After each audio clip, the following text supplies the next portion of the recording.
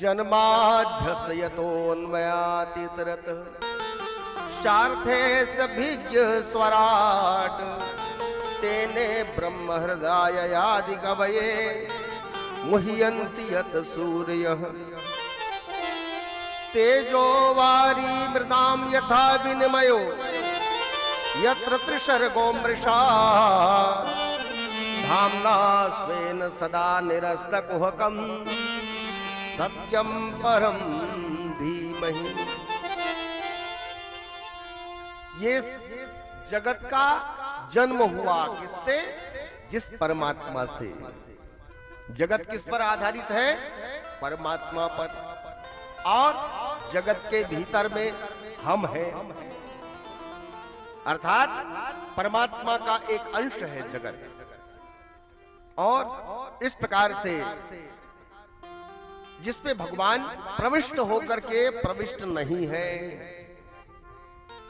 अब मैं आपसे निवेदन करूं, प्रविष्ट होकर के प्रविष्ट नहीं है अर्थात कहे परमात्मा की ये जो जगत और जो दृश्यमान सृष्टि है इसमें भगवान प्रविष्ट होकर के अप्रविष्ट है, अर्थात भगवान की ये माया है, ये भगवान की शक्ति है।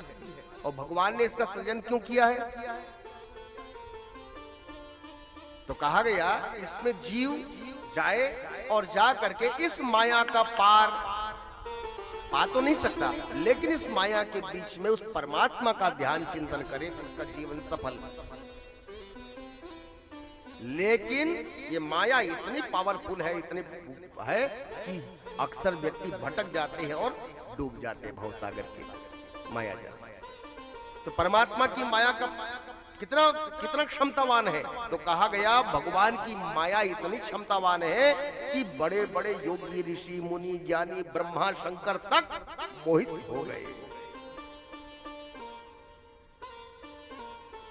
देवी हेषा गुणमयी मम माया दुरत्यया।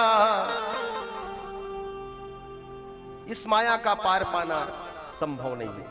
तो कहा गया तो परमात्मा ने अपनी इस माया शक्ति का प्रयोग करके हमें इसके भीतर में अब भगवान के गुणानुवाद का चिंतन करते हुए सर्वत्र जगत में उस परमात्मा को देखने के लिए भेजा गया है। जो व्यक्ति इस विद्या का पार पा जाता है वो जगत से तर जाएगा।